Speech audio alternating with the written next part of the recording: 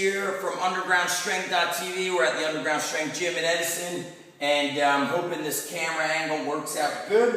I want to give you guys a little insight into program design for wrestlers. And I don't want you to dismiss this just because I'm talking about wrestlers. If you train athletes or strength athletes, powerlifters, any kind of athlete, and you want to learn more and dial in program design, I want you to pay attention here. So what we have right here is day 2 and day 3 of our mini cycle. This is really an off-season time for the majority of our wrestlers. There's some of them that are preparing for nationals in freestyle and Greco-Roman wrestling, and they are about 3.5 weeks out from there. Now, their sport-specific training is going to come through their wrestling, and although we have these workouts written on the board, I'm going to really dial in and talk to you guys about how we tweak things for each individual wrestler, which I know that makes it difficult when you're training larger groups. Our groups are anywhere from 5 to 10 athletes at a time, and sometimes during our slower sessions, we might only have 3 or 4 at a time, which really allows us to dial things in. So day 1, which you don't see, was a lower body focus day. We split things up into 3 sessions a week. Many of our wrestlers only get here twice a week. So what happens is every month I switch up the order of days. So this month we have legs on day 1, lower body, and we'll still throw in some upper body or full body work on that day. Day 2 is upper body, and we're still going to get some sled work on this day, so we still get their legs involved. Day 3 is more of a work capacity mental toughness day. Now, if we feel somebody needs mental toughness and they're not in on a work capacity day, we make sure we tweak that workout on the lower body or the upper body day to get them mentally tough. If we feel they need more speed, we incorporate more speed and dynamic work on that day. So we tweak things, and if something's on the board, we're not set in stone. But let me break down this upper body day. And we're really focusing on strength endurance and muscle building during this time. If we feel that somebody needs more power, more upper body power, then we're going to, before they get into that workout, we're going to incorporate medicine ball throwing against the wall and various plyometric push-ups. So chest slap, clapping, plyo push-ups over a medicine ball. We're going to incorporate some low repetition, very explosive speed work. Once we get that done, here's how our workout looks. We're going to start with 5 rounds of a neutral grip bench press and 1-arm row. We're going to hit 6 reps on every set. Now, yesterday I did this workout at the other gym, and we had them do set of 6. A couple guys built up on their 3rd and 4th set to going heavy. They only hit a double or triple. Then on that 5th set, I dropped them back down, got them into that 6-rep range. I bumped up the reps. I want to get a little bit more volume in and put on the muscle. The 1-arm dumbbell row, we're doing 6 reps each side. Sometimes we'll do 10 to 12 reps each side, but I like 6 reps. It allows them to go heavy and be explosive and keeps their technique. Once they start creeping up into that 10, 12 rep range, their technique starts to falter, and really that's of no use. Next up, we're going to do pull-ups and recline rowing variations, coupled with chain push-ups, putting chains on the neck going up to 40 or 60 pounds. We have to get 50 total reps, and they need to move through these 2 exercises as fast as possible. Now, the heavier guys are going to do more recline rowing. The lighter guys are going to do various pull-ups, rope climbing. Anytime they climb the rope, that's going to count as 5 repetitions. These chain push-ups will keep them on the dumbbells to have a neutral grip. And we actually had this for our mini cycle the past 2 weeks. So what I did at the other gym is I took the pull-ups and chain push-ups and put them in first.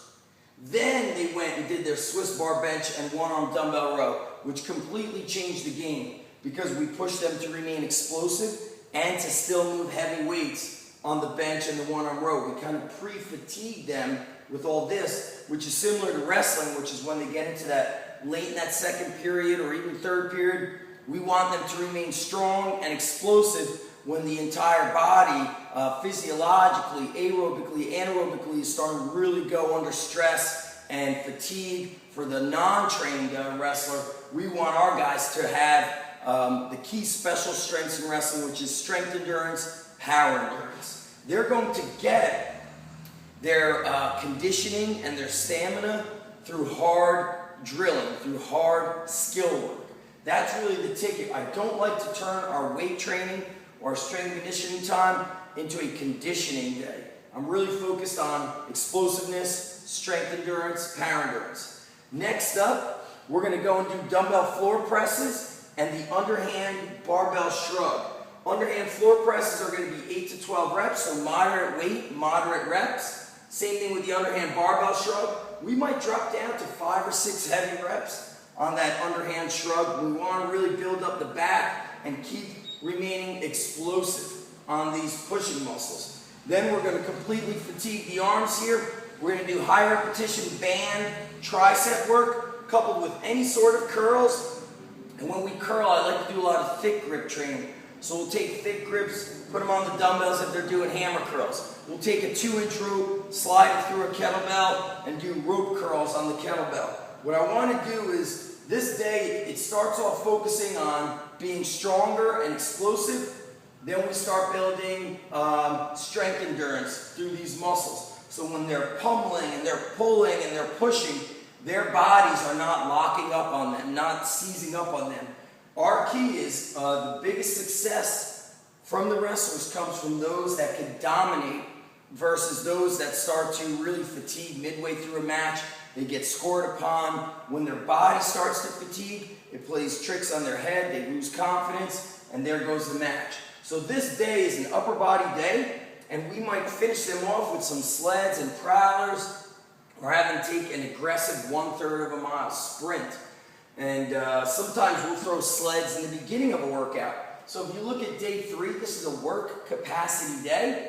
We're going to warm them up. Our warm-up is pretty in-depth. It's with kettlebell, carries, calisthenics, gymnastic drills, a lot of band pull parts, abdominal work. Our warm-up is pretty intense, and really, if you could go through our warm-up, you're already going to be in great shape. So we're going to switch things up. They're so used to doing sleds at the end. We're going to do some sleds in the beginning, and then we're also going to do it at the end. So we want to get their body out of the comfort zone, and we essentially want to shock their body to be prepared. Because when they're wrestling, there's times when they have to wrestle in very hot gyms, or the environment is not what they're used to being in, be it the temperature, being the atmosphere, be it it's not a home match, it's an away competition. So they learn to deal with different stressors of all types. So it's not just training physical, it's training the mental. So we're going to do 3 rounds of sleds, and when I say sleds, that could be a prowler or a sled drag. I like to mix them up. Then we're going to do a mixed kettlebell carry. Our parking lot here is 75 feet down, 75 feet back. Mixed carries means hold 2 different kettlebells in each hand. Hold the kettlebell in the rack, hold it in the overhead position, or one in the rack, one in the suitcase position. And once again, using different weights. Sometimes we'll make them put a sandbag on one shoulder, suitcase or rack walk with a kettlebell on the other side. So we're going to do full body work right there. Now we're going to go sandbag shouldering. You could do this if you have Atlas stones or heavy D-balls. At the other gym, we have D-balls that are 100 and 150 pounders. We're going to shoulder it with descending reps. We're going to do 10, 8, 6, 4, 2. So we're going to do 5 each side, rest a little bit. 4 each side, rest a little bit. 3, 2, and 1 each side. And as we drop those reps, we're going to condense the rest periods. So I like to do descending reps. Sometimes I climb up and climb back down. Other times I give them a total amount of reps, like what you've seen with the pull-up, push-up combo in the upper body day. And it's more of a, that becomes work capacity, move aggressive, move fast. But at the forefront of everything is technique. I want these guys to keep a back, they're flat, their back flat, even while they're under fatigue. Next up, we're going to do ring push-ups, no added weight, maybe our advanced lifters. Notice I didn't say our advanced wrestlers, because we've had wrestlers here that can be all-American, all-state, and they can't do one pull-up. They can't do a good squat. So they're an advanced athlete, they're not advanced lifters. Our advanced lifters might do ring push-ups with chains. They're going to max out, and they're going to do a hand-over-hand sled pull. Our rope is about 50 feet. So they're going to take the sled, run back with the rope, and they're going to squat down and hand over hand pull it. So we're doing pushing and pulling and running. Then they're going to do that dumpster run, which is a third of a mile. Then that last round of sleds, they're going to do 2 sets in a row. Most wrestlers or most athletes are used to doing a set, stop, do a set, stop. What we need is for their legs to have strength endurance. They've got to be able to maintain a very strong wrestling stance, because as they get out of the stance, they're easy to be scored upon. They're also more likely to get injured when they're fatigued. Somebody has more control over their body. So we've got a lot of things to think about when we're programming wrestlers. This day specifically is overall fitness, work capacity, but also it's a mental toughness day. This is really pushing them. They're breathing heavy, they're carrying heavy weights, they're shouldering heavy loads, they're performing calisthenics, they're running, they're performing sled work. It's hitting their body from all angles, and it's developing mental toughness. Now, if I feel that we've got a kid on this day showing up who is newer, he's not going to do a work capacity day. His day is going to be focused on strength. So he'll do heavy sled work. Rather than mixed kettlebell carries, he'll just do straight up heavy farmer walks. Sandbag shouldering, instead of doing repetitions of 10, 8, 6, 4, 2, I might rather do 4 sets of 4, 5 sets of 4, 2 each side, going heavier and focusing on technique. Instead of ring push-ups, I might just put them on dumbbells and have them adding weight. Hand over hand sled pull will be good for the strength. And maybe this kid doesn't need to go out and hit a run. He might need to go and do more work on the sleds, more pull aparts, more volume, bodybuilding style work to get him stronger and to put that muscle on. So when I'm looking at workouts, even though I have something on the board, I'm not, I'm not locked down. I'm not rigid in saying this is what needs to be done. Some of our wrestlers need a lot of dynamic work. Others need to put on the muscle. Others need everything. They need to put on muscle. They need to get tough. They need to get explosive. Those guys also get the tweak. They get pushed more aggressively. At the end of the day, I always remember what Buddy Moore said, and he said every workout is flawed. So I don't beat myself up and say, I missed this, I missed that. You should do the best you can as a coach to organize. Attack all the weak areas, but also know that every workout is flawed, and you won't solve all the answers. The training can do so much. Then it comes down to the athlete's mentality, his goals, his desire to win, the eye of the tiger, whether they have it or not. All those things come into play. And you need to take that into account as a strength coach. You need to have your multiple personalities to work with the multiple personalities of the athletes that you coach. That's how we run our wrestling, strength, and conditioning in a little nutshell.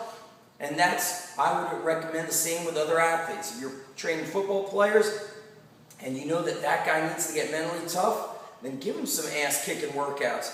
If somebody's already strong enough, then focus more on dynamic work, on speed work, and maybe leaning them out. If somebody needs to put on muscle, then perform couplets, so you're working on muscle building, but you're also getting work capacity in there, so it has a carryover to performance. That's it, guys. I feel real good. I'm sweating, and that's what I like to do, man. I like to just be amongst the weights, being a coach, and if you're training athletes, I'd like to leave you with this. When I was asked at Sore Neck Summer Strong, when Chad was there, you know, what is the thing that helped you be successful as a coach? Caring. That's it. And the fact that I care so much about the success of the athletes we train, that is what has pushed me and motivated me to seek out the best information and to always get better. If you truly care about the athletes that you work with, you will become an amazing coach. Not just an amazing strength and conditioning or performance coach, but you'll become an amazing coach. The coach that doesn't care doesn't want to hear from anybody. Too much ego, and that's all he cares about.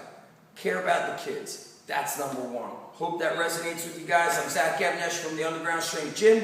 Our website is undergroundstrength.tv. Check it out. Subscribe to our YouTube channel. You will enjoy it. You'll love it. A lot of great stuff. And that's it. Time to do some box squats. Peace out, guys.